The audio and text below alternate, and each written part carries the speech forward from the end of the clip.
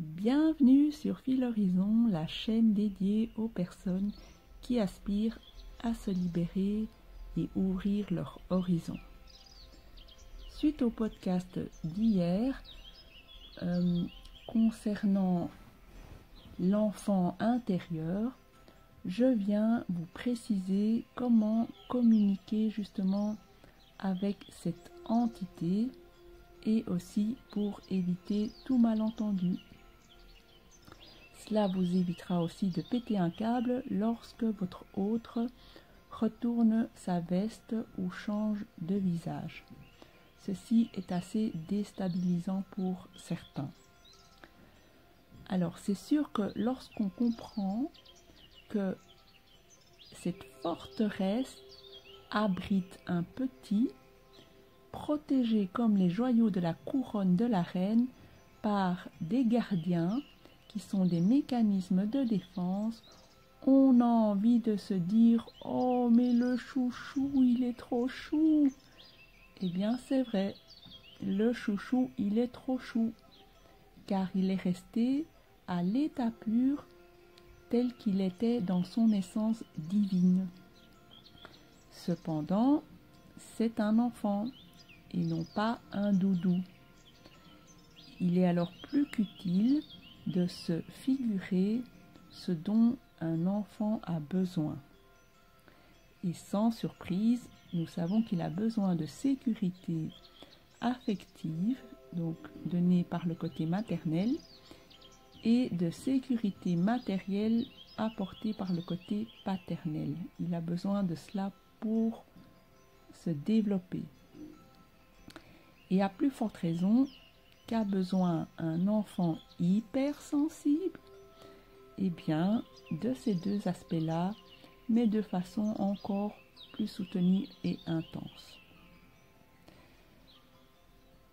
Alors, rappelez-vous les mécanismes de défense développés chez le petit yin et le petit yang que j'ai développé dans mon podcast sur le télescopage des deux jumeaux.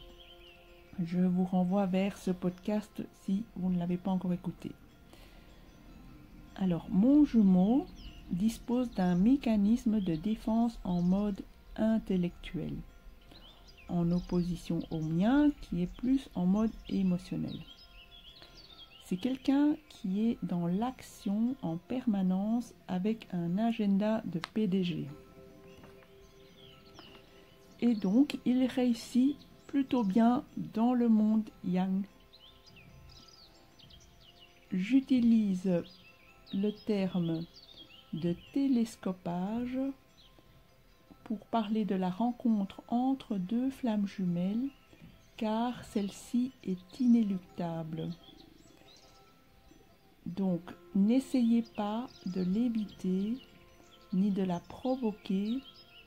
Elle vous fonce déjà dessus de toute façon si vous êtes flamme jumelle. Ce n'est plus qu'une question de temps. Et donc, avant notre télescopage, mon jumeau était plutôt perdu dans sa réussite. C'est assez curieux, mais voilà. Il est arrivé à un endroit où il a tout, mais il lui manquait le sens. Alors, une des raisons pour lesquelles je soupçonne qui fait qu'on fantasme sur cette relation, c'est que ici on touche à l'âme d'une façon plus radicale. C'est une relation divine où nous ne sommes pas en présence de l'interaction des personnalités et des personnages égotiques. En tout cas, c'est à cela qu'on doit tendre. Et donc, il y a quelque chose d'une grande pureté chez les flammes jumelles quand elles communiquent avec l'âme de leur autre. Ce qui est moins le cas dans les autres relations telles que je les ai expérimentées. Dans les autres relations, les parts égotiques sont beaucoup plus présentes et on a moins à épurer. Alors, concrètement, comment je m'y prends pour communiquer avec l'enfant intérieur de mon jumeau? D'abord, en tout premier, je me dois de vous préciser que je ne me dis pas « Oh, le chouchou, il est trop chou », car il n'y a pas d'hiérarchie entre nous. S'il est trop chouchou, eh bien, je le suis autant que lui. Nous le sommes tous les deux. Et bien sûr que nous sommes le chouchou l'un de l'autre et c'est réciproque. Ce n'est pas à la polarité consciente à la base de faire preuve de plus d'empathie envers la polarité inconsciente parce qu'il y aurait un petit enfermé de force derrière tous ces mécanismes. Je vous rappelle qu'il y a aussi un petit enfermé en vous derrière votre ego et celui-là, il faudra bien que quelqu'un s'en occupe aussi. Et donc, c'est à vous de commencer par vous en occuper avec beaucoup d'amour. Donc, moi, ce que je fais, c'est que je déconstruis des comportements, je vous dépeins des mécanismes pour vous faire voir toute la violence et la souffrance derrière un être humain. Cela suscite bien sûr de la compassion chez vous, mais la compassion n'induit pas spécialement une action. Elle n'induit pas qu'il faille aller sauver votre autre. Le libérer signifie pour moi lui apporter de la conscience et de l'amour. Donc, je vois les mécanismes chez moi et chez mon jumeau en conscience et je n'ai pas besoin d'aller le sauver. Ce n'est pas mon job. C'est à lui de se sauver lui-même en déconstruisant ses propres murailles. Ce n'est pas moi qui vais aller me catapulter de force par-delà le pont-levis de sa forteresse. Vous voyez ? Alors, comment je m'y prends? Eh bien, c'est comme dans la vie courante. Je ne vais pas m'introduire chez les autres si je n'y suis pas invitée. Donc, comment je fais avec mon jumeau? Soit je m'adresse au gardien, donc au mécanisme de défense, je deviens pote avec lui et je lui demande de me conduire au petit qu'il protège. Soit je m'adresse directement au petit, donc à l'enfant intérieur, pour qu'il demande au gardien de me laisser entrer. Concrètement, cela donne des discussions un peu curieuses que vous avez peut-être déjà eues ou expérimentées, où vous avez la sensation de vous adresser une fois à une personne et une autre fois à une autre personne, et qui serait en fait une fois le faux self ou l'ego, et la fois suivante l'âme de votre autre. Alors, par exemple, chez nous, mon enfant intérieur déconne durant toute la journée par SMS avec l'enfant intérieur de mon jumeau, pendant que l'adulte est en réunion avec de grandes personnes du monde yang qui se croient importantes. Au début, je trouvais ça assez surprenant qu'un homme comme lui s'amuse à me répondre durant toute la journée. Mais en fait, c'est son enfant intérieur qui s'éclate avec le mien. L'adulte est en train de mener sa réunion de gens importants. Vous voyez ? Donc, il y a moyen de s'adresser aux différentes entités que compose une personnalité. Mais la plus essentielle est bien sûr l'âme, c'est elle qu'il faut transcender. Alors, les entités sont distinctes à tel point qu'il y a même moyen de les faire interagir entre elles.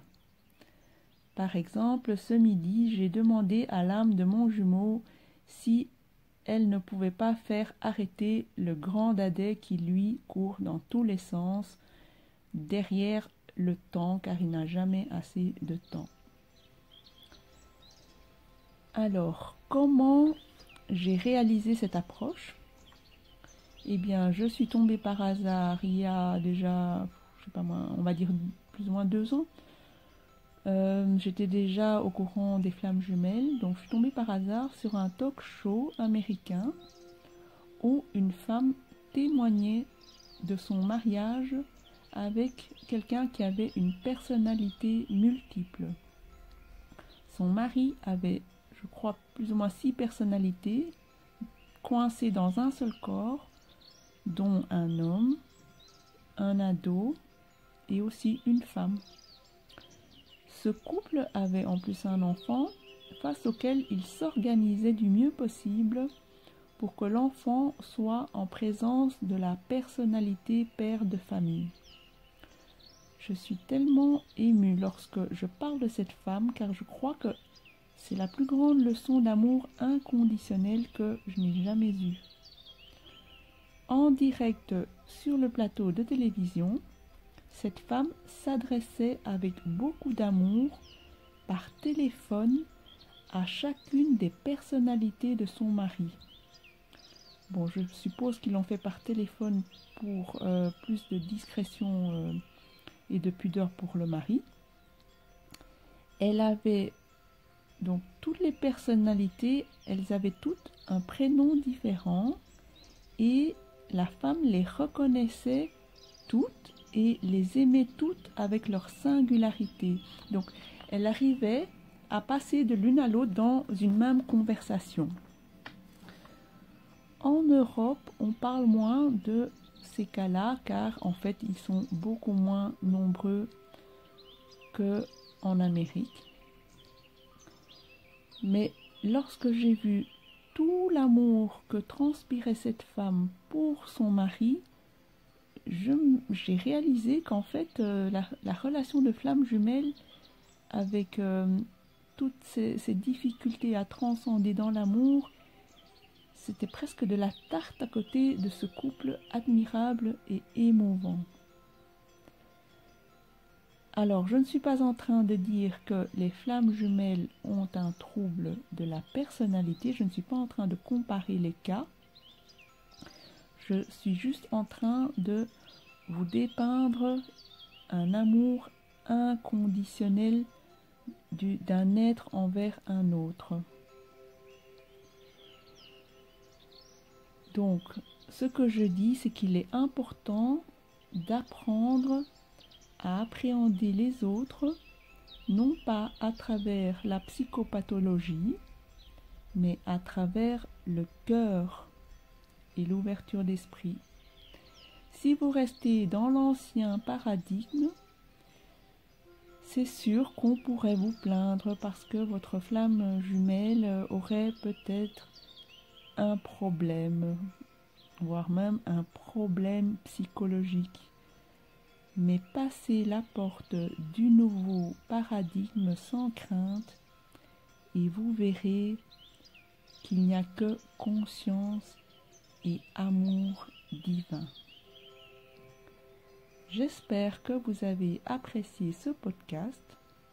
Si c'est le cas, je vous remercie de le liker ou de le partager ou encore de vous abonner. Si vous souhaitez approfondir votre approche de la communication avec les différentes entités de votre autre, je suis disponible par email sur filhorizon@gmail.com. Merci pour votre écoute et de votre bienveillance. Au revoir et à bientôt.